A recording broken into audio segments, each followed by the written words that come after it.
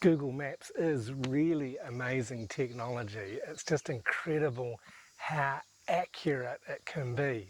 But at the same time, you've got to be careful using it because it can lead you up the garden path, quite literally sometimes. In this video, I'd like to give you a few pointers, a few tips and tricks for using Google Maps in Thailand, and in particular in rural areas in Thailand. We run a homestay, we've got a few guest rooms here, we've got people coming and going quite frequently, and the majority of them who come here will use Google Maps. We had a customer arrive just yesterday and he was like, I've just been on an adventure in your neighbourhood because Google Maps had taken him on a bit of an adventure to get here. It had taken him down some kind of side roads and back roads, roads that you probably wouldn't normally choose to take. And more than once we've had people that have called us and said, hey, the Google Maps says that I'm really close to your place, but I'm in a dead end. One of these times it was a guy that was literally stuck in a rice field and we had to go and pull him out. So we'll show you where this was, and also I'll take you down to another place that I've actually contacted Google about.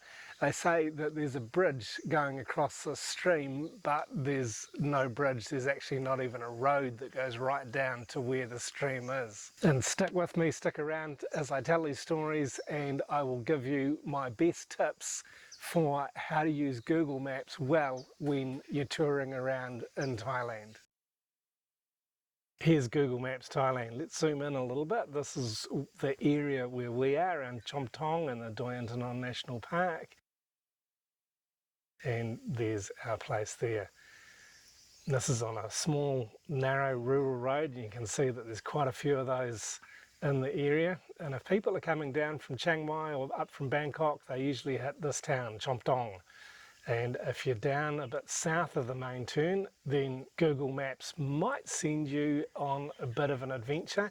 Even if you do take the main turn off, the 1009, to come up to the mountain and then turn off, Google Maps will possibly still take you on a bit of an adventure, as our customer yesterday found out.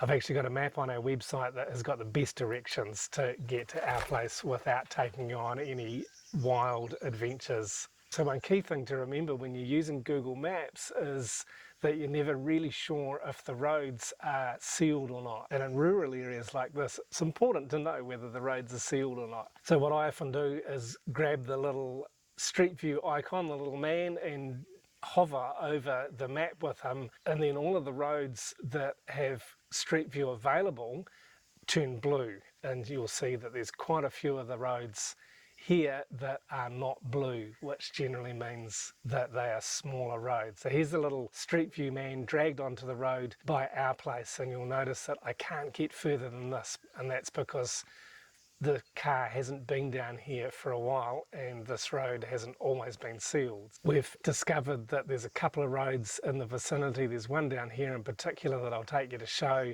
where there is said to be a bridge, where Google says in this area here across the stream that there's a bridge. But if you zoom in on the satellite view, you can actually see that there is not actually a bridge there.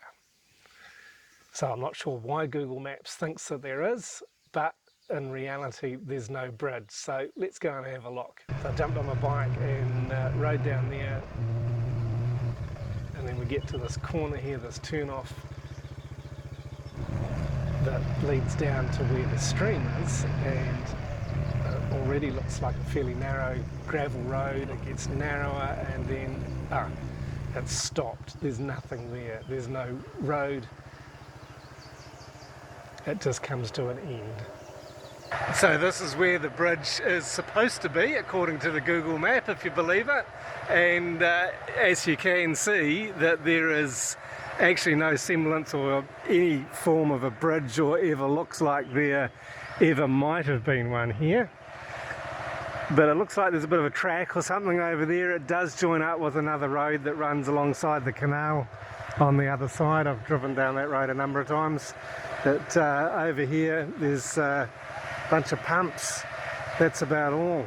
Now let's go and have a look at a different location, one where the map was incorrect and we actually contacted Google about it, and they've made a change. little bit further away, a few kilometres away from where I am by the water, there is a road that runs along and up through a nearby village, and there's a turn off just there that takes you up. And this is where Google Maps used to direct people to come to our place, because it said it would join up with our road, but it doesn't, and it never has. But somehow the line on the map said that there was, but if you look actually on the satellite view, you can see that the road stops now. This is because we've contacted Google, and two of our customers also contacted Google and said, hey, there's not actually a road there, it doesn't go anywhere. So after a number of months, Google got back to us and said, oh, hey, thanks, yep, there is actually no road. And they've corrected the map, so that's good. There's a canal that runs through here, and this is why I was kind of suspicious about it. We had a call one night from a guy that was stuck in a rice field about 700 metres from our place. He'd been following Google Maps up this road and gotten quite stuck, and literally stuck, so we had to call a neighbour with a truck to pull him out of the rice field. But he'd been coming up this road and he'd really come amok. So this is just on the way there. This is the way that Google would recommend that people would come from Jomtong if they were in the south of the city, the south part of the town, and they'd get to this intersection here, as this customer did one night, and they'd head up this little narrow road. And, you know, pitch dark, there's no lighting up here, there's no electricity. It's very narrow, as you can see, and it's a pretty rough gravel road. So it's just a local farm road that would be used most of the time by motorcycles, but obviously you can still get a truck. And this is where the guy was stuck. He tried to avoid a pothole on the road, didn't realise that there was a drop down into the rice field, and he'd gotten stuck. So I'd just come up here and explore, and thought I'd show you this is the way that Google used to say that there was a road. And sure, up to this point you could drive a car or a truck pretty easily. That's no problem on a small motorcycle. But if you're not used to this sort of roads, you'd be kind of getting a bit worried by now. And then it just dwindles, it peters out away to nothing more than a dirt track. So here it was trying to find my way through, because you can actually get through on a motorcycle, I believe. I'd seen people coming the opposite direction when I'd been out there walking one day. So I thought I'd come for a bit of a ride. But this is the sort of territory where Google Maps was telling us prior to us contacting them that there was a road here, but really there isn't. So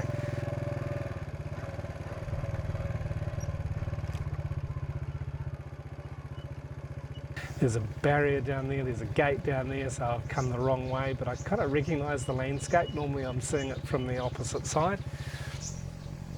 So I thought I'd turn around and make my way back up and try a road or another dirt track that I saw a corner, saw a turn off for a little bit further back here, that I think would take me around the other side, because there's a particular area that I'm looking for, part of the field, part of the rice field, that is actually a very beautiful little spot. I know it because I've been down there a number of times taking photographs.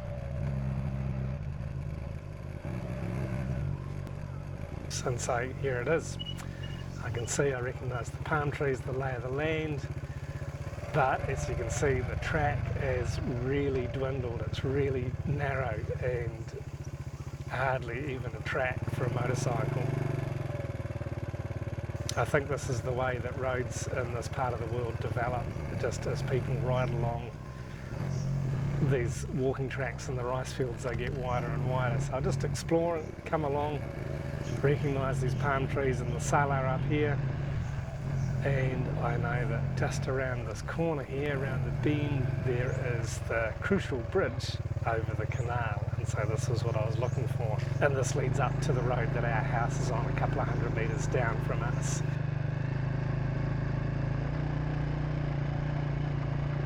And so this intersection here isn't actually where Google said that the road would join up. It's a bit further down. It's another 50 metres or so to my right there. This is one example of where Google kind of got it wrong. Maybe there is a planned road, maybe there's a council plan for a road to go through this area, but as yet there's nothing there.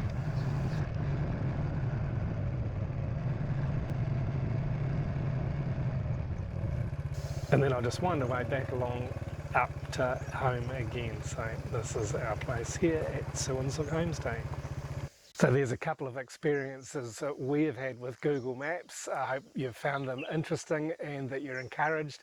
And my main tip, my main encouragement would be that if you're using Google Maps and you can't use Street View on the map, I would avoid using that route. Even if Google suggests it as a way that you can go, I would avoid it, because if there's no Street View, it means that Google's car has not driven down that road. And this is most likely times when it's a gravel road, that's an unsealed road, and so therefore you've got no real assurance that the road will actually take you where it wants to go, that it will not be a dead-end road, or that there will actually be a bridge when they say that there is a bridge.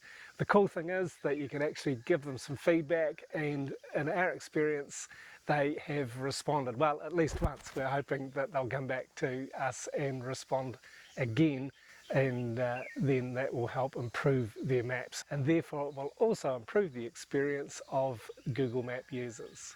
Thanks for watching. If you're interested to know more about where we live and why we live here, check out this video here.